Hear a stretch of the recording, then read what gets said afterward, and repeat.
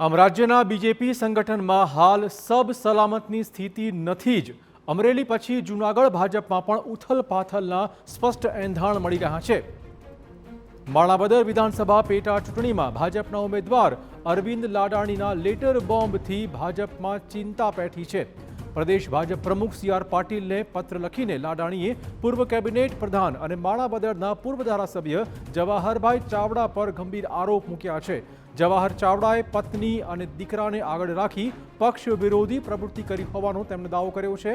જવાહર ચાવડાના પુત્ર રાજ ચાવડાએ 4 મેના દિવસે ભાજપ કાર્યકર્તા અને 6 મેના દિવસે વેપારીઓ સાથે બેઠક યોજી હતી અને ભાજપ ઉમેદવાર વિરુદ્ધ મતદાન માટે ઉશ્કેર્યા હોવાનો પણ લાડાણીએ આરોપ મૂક્યો છે.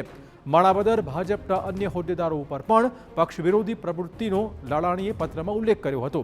મતદાનના દિવસે મેંદરડા તાલુકાના કોંગ્રેસ આગેવાનો સાથે મળીને ભાજપ વિરોધી મતદાન કરાવ્યાનો લાડાણીએ આરોપ મૂક્યો છે.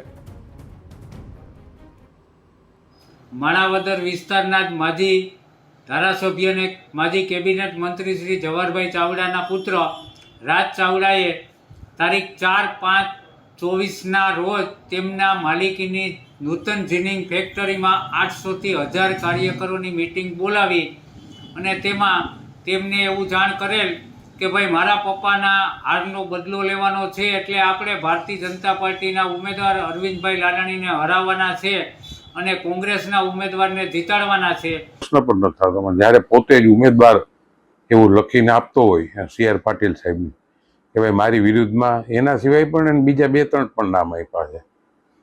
જવાહરભાઈ તો અહીંયા છે નહીં અને એના દીકરાએ જીનિંગમાં મિટિંગ બોલાવી હતી એવું પોતે જ લખીને આપે છે.